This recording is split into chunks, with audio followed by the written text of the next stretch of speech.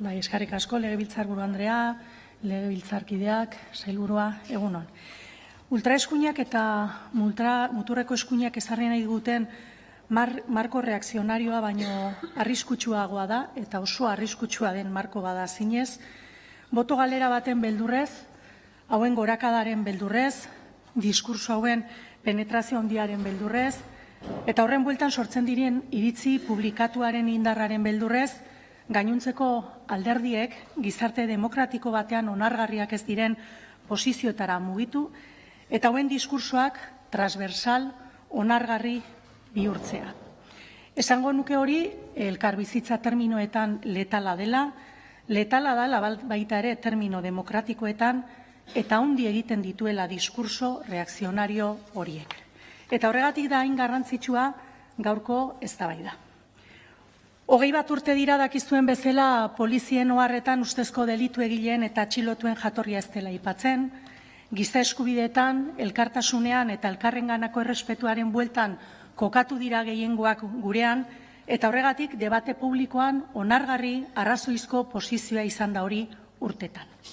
Baina segurtasun sailak irizpide aldatu du, egun batetik bestera, eta ertzaintza delitu egileen nazionalitatea zehazten hasi da plazaratzen dituen oharretan. Interpelazioan ere esan genuen, ustekabean harrapatu gintuela irizpide aldaketa honek ia danak, esango nuke, tartean gobernu bazkidea bera ere, Mikel Torres lehendakari ordeak esan baitzuen alde bakarrez hartutako erabakia izan zela, etzela PSrekin konsultatua, eta gainera nahiko agerian utzi dute PSeko hainbat bozeramaileek irizpidearen aldaketa horren aurrean beren kontrakotasuna.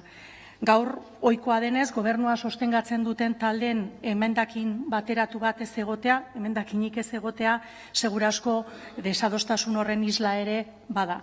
Beste gauza bada, nola justifikatuko duen alderdi sozialistak irizpide aldaketan atzera egiteko eskariaren aurrean, beren kontrako bozka.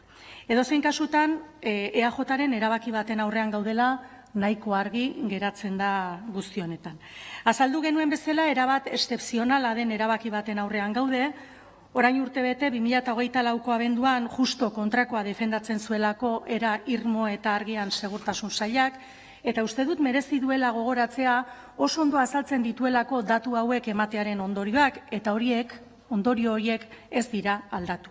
Vox taldeari emandako erantzun batean atxilotuen jatorriaren berri ematea interes orokorraren eta erakunde publikoen jarduna gidatu behar duten berdintasun eta diskriminazio ezaren printzipioen aurkakoa zela defendatzen zuen, eta bereziki sentiberak diren datuen babesaren eta oinarrizko eskubideen errespetuaren aurkakoa zela. El departamento defendía que ofrecer la información sobre el origen podría dar lugar a la estigmatización de determinados colectivos y fomentar prejuicios xenófobos, además de afectar negativamente a la convivencia, socavar la cohesión social y dificultar la integración de determinados grupos sociales. Y también advirtió de que la criminalidad es un fenómeno complejo, con múltiples causas, por lo que presentarla asociada únicamente al origen de las personas detenidas, sin el contexto adecuado, simplifica el problema y puede llevar a conclusiones erroneas. Gobernuak defendatzen zuen posizio honekin erabat ados gaudegu. Posizio honen inguruan herri honen zati honetan konsensu zabala ere dagoela esan daiteke. Horregatik eginda hain ulergaitza egun batetik bestera irizpide aldatzea eta irizpide horren aldaketa horren atzean zegonaren inguruan kezkatuta interpelatu genuen Zupiria jauna. Ez genuen irizpide aldaketa hau justifikatzeko tamainako erantzunik jaso.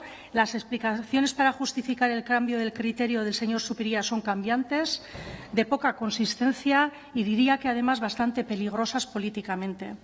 Nos dijo el sailburu Zupiria que este año ha visto y escuchado cosas que no esperaba.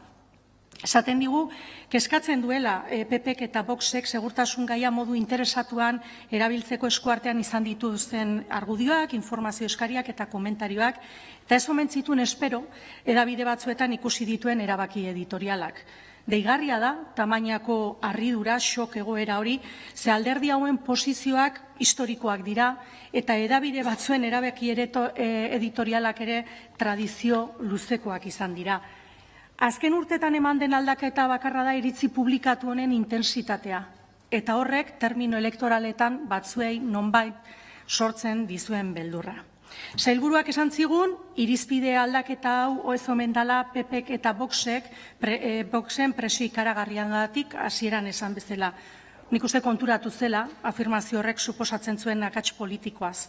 Eta orain, sailburuak esaten digu ez omen duela PP eta Voxekin borrokan ibili nahi datuen erabilera interesatuaren inguruan, beraiekin segurtasunaren inguruan konfrontatu egin nahi omen du.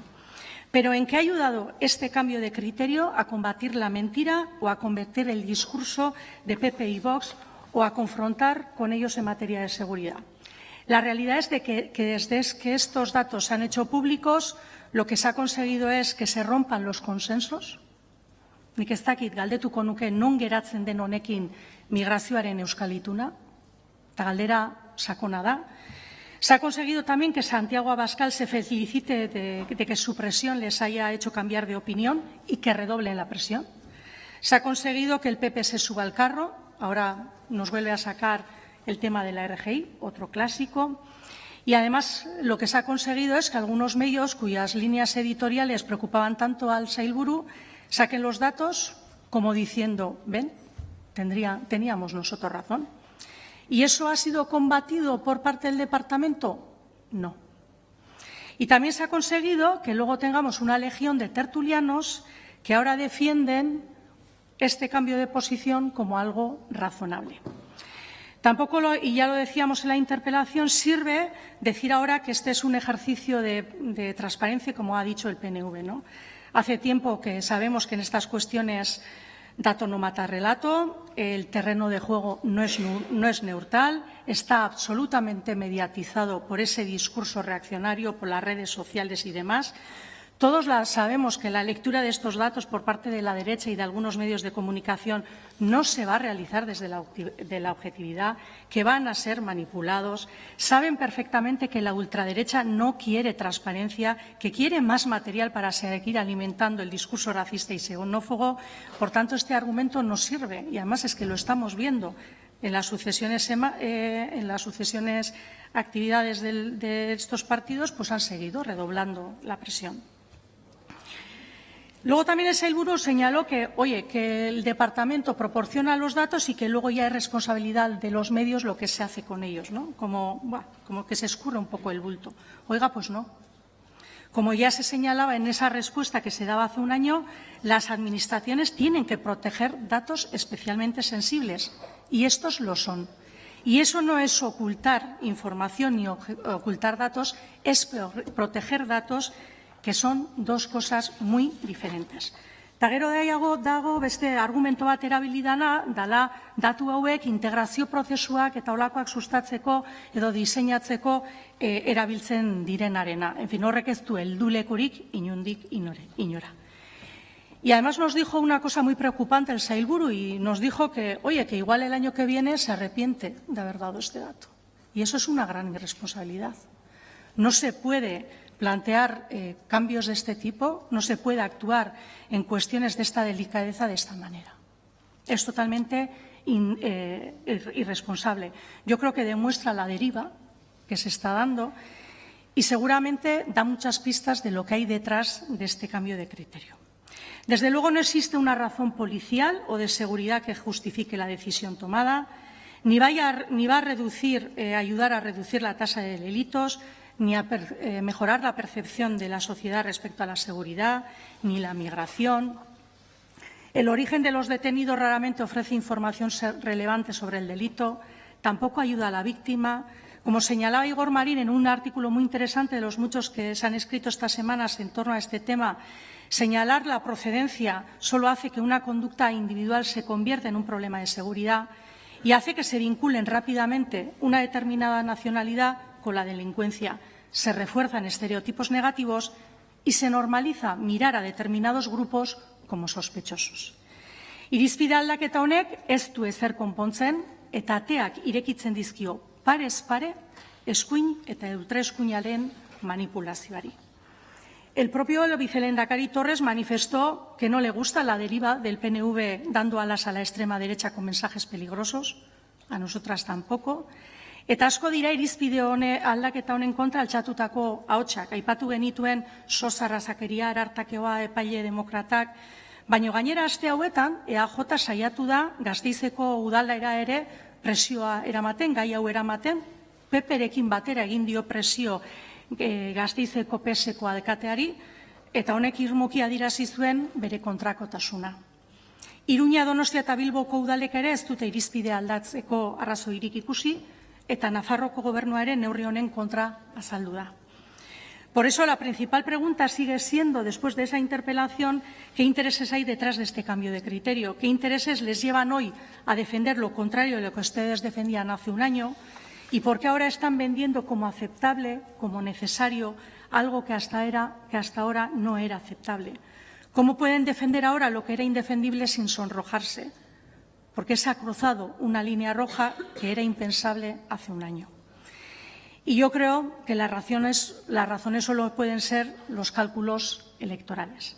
El miedo a la penetración del discurso de la extrema derecha, a la pérdida de votos o el poder pescar en los caladeros más conservadores, creo que es lo que les hace moverse hacia donde no se deberían mover. Y ustedes con ese movimiento solo contribuyen a hacer ese discurso más fuerte, porque lo normalizan, porque lo convierten en razonable y porque lo convierten en transversal. Y eso, además de ser una irresponsabilidad, es muy peligroso. Y quizá les dé réditos políticos, pero es inaceptable en una sociedad que se guía por los valores que seguía la nuestra.